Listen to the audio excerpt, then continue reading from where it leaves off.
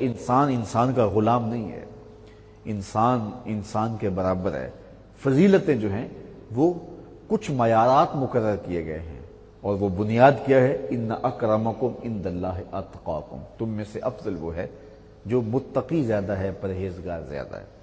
تو پرہیزگاری معیار ٹھہرایا گیا، اور ہم نے جو معیارات ٹھہرائے اور اس کی وجہ سے ہم انسانوں کو دوسرے انسانوں سے افضل جاننے لگے، سمجھنے لگے، تو اس نے معاشرت کے اندر بگاڑ پیدا کر دیا، اور وہ بگاڑ پھیلتا ہوا جو ہے وہ انسانوں کو اور معاشرتوں کو تقسیم کر دیتا ہے۔ تو ہمیں ہر طرح سے اپنے ذہن کو اور اپنے دل دماغ کو ہر طرح کے تکبر سے اور ہر طرح کی خود نمائی سے پاک کرنا چاہیے، اور اپنے آپ کو ستھرا اور پاکیزہ رکھنا چاہیے۔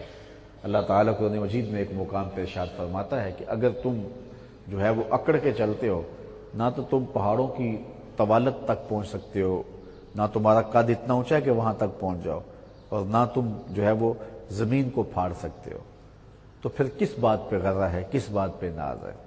یا ایھا الانسان ما غرک بربک الکریم۔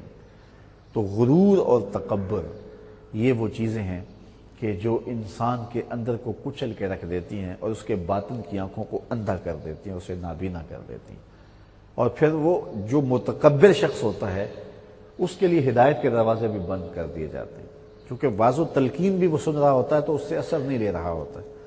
تو جب تکبر پیدا ہو جاتا ہے تو انسان جو ہے نبیوں سے بھی نہیں سیکھتا۔ اس سے بڑھ کر کیا بات ہو سکتی ہے کہ حضور علیہ الصلوۃ والسلام نے چاند کے ٹکڑے کر کے دکھا دیے، سورج پلٹا دیا، درختوں نے آ کے کلمے پڑے، اور سوکھی ہوئی کھجوریں ہری ہو گئی، لیکن ابو جہل ابو لہب کے اندر تکبر ایسا تھا کہ اس تکبر کی وجہ سے وہ اس حق کو، اس حقانیت کو، اس سچائی کو قبول نہ کر سکے، اگرچہ ان کا اندر کہتا تھا یہ سچ ہے۔ ایک دن حضور علیہ الصلوۃ والسلام سحری کے وقت سین حرم میں قرآن مجید کی تلاوت کرنے آئے، اور یہ حضور کا مزاج تھا کہ سحری کے وقت حرم کے سین میں آ جاتے۔ تو ابو جہل، ابو سفیان اور اخنس بن شریک، یہ تین لوگ مختلف گوشوں میں اور مختلف کونوں میں بیٹھ کے حضور کی تلاوت سنتے رہے۔ یار تلاوت تو کوئی بھی کرے تو حظ آتا ہے، لطف ملتا ہے، لیکن جب صاحب قرآن پڑھتے ہوں گے رنگ ہی کوئی اور ہوگا۔ حضرت ابو موسیٰ اشعری رضی اللہ تعالیٰ عنہ فرماتے ہیں فجر کی نماز تھی، حضور تھے، سورہ والضحیٰ کی تلاوت تھی، ابھی تک نشہ ہی نہیں اترتا۔ اللہ اکبر۔ تو حضور قرآن پڑھتے تھے، تو یہ تینوں لوگ کسی مختلف گوشوں میں بیٹھ کر کے حضور کی تلاوت سنتے رہے۔ خیر جب حضور نے تلاوت ختم کی تو یہ اپنے گھروں کو لوٹنے لگے، تو کسی ایک پوائنٹ پہ تینوں کی ملاقات ہو گئی، اتفاقاً وہاں اکٹھے ہو گئے، تو ایک دوسرے کو کوسنے لگے کہ سارا دن مخالفت کرتے ہو اور رات کی تنہائیوں میں آ کے اسی سے ہی جو ہے وہ قرآن سنتے ہو، اور اگر قوم کے کسی شخص نے دیکھ لیا تو وہ تمہارے بارے رائے کیا قائم کرے گا؟ تو عہد کرو آج کے بعد نہیں آؤ گے۔ تو انہوں نے عہد کیا کہ آج کے بعد نہیں آئیں گے۔ اگلے دن ابو جہل نے سوچا کہ دوسرے دو تو آئیں گے نہیں، چلو میں سناتا ہوں۔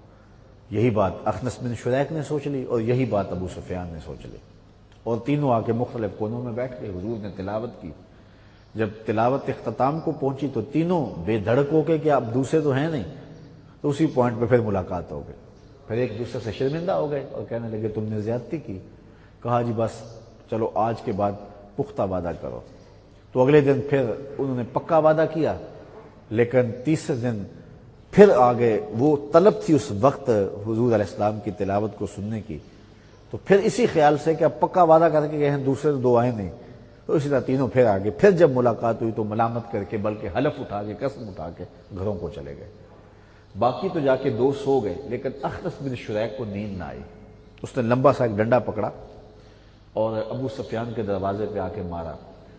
وہ باہر نکلا تو اس نے کہا سچ بتا، جھوٹ نہیں بولنا، ڈنڈی نہیں مارنی۔ 3 دن سے جو کلام تو نے بھی سنا، میں نے بھی سنا، اور ابو حکم نے بھی سنا، اس کے بارے میں تیری رائے کیا ہے؟ تو ابو سفیان بات گول کر گیا، کہنے لگا کہ کچھ کی مجھے سمجھ آئی ہے اور کچھ کی مجھے سمجھ نہیں آئی ہے۔ کہا چل ابو الحکم کے پاس چلے۔ جا کے ابو جہل کا دروازہ کھٹکھٹایا، یہ نیند سے اٹھا اور باہر آیا تو دیکھا کہ یہ کھڑے ہیں، تو کہا کیا بات ہے اس وقت، خیر تو صحیح ہے؟ کہا سچ بتا، جھوٹ نہیں بولنا، 3 دن سے ہم نے جو کلام سنا ہے اس کے بارے میں تیری رائے کیا ہے، جھوٹ نہیں بولنا۔ تو ابو جہل کہنے لگا کہ اخنس، رفادہ اور سقایا پہلے ہی بنو ہاشم کے پاس ہے، اور اگر نبوت بھی اس خاندان کی مان لیں تو پھر ہمارے پلے کیا رہے گا۔ تو پھر اخنس بن شریک نے کہا کہ پھر اس کا مطلب یہ ہے کہ ایک جھوٹی انا کی وجہ سے اور تکبر کی وجہ سے اتنی بڑی حقانیت کا انکار کر رہے ہو، چلو تم رہو اس انانیت پہ، میں تو محمد عربی کا نوکر بننے جا رہا ہوں۔ اور اخنس بن شریک جو ہے وہ حضور کی غلامی کا پٹا گلے میں ڈالنے کے لیے جب 2 قدم اٹھائے نا، تو یہ بڑا کائیں آدمی تھا ابو جہل، اس نے سوچا یہ تو کام خراب ہو جائے گا اور ہمارا یہ راز بھی کھل جائے گا کہ چھپ چھپ کے قرآن سنتے رہیں۔ تو اس نے کہا کہ اخنس میری بات سنو، تم اپنے آباء و اجداد کا دین چھوڑنے جا رہے ہو، جن بتوں کو تمہارے ماں باپ پوچھتے تھے آج ان سے بغاوت کرنے جا رہے ہو، اور اس طرح کی چکنی چپڑی باتیں کی۔ تو ہوا کیا کہ وہ وہاں سے واپس آ گیا۔ علماء کہتے ہیں یہ وہ شخص تھا جو ایمان کے کنارے پہ پہنچ گیا تھا، لیکن ایمان نصیب نہ ہوا۔ ایمان نصیب ہوتا ہے اللہ کی توفیق سے، اس کے کرم سے نصیب ہوتا ہے۔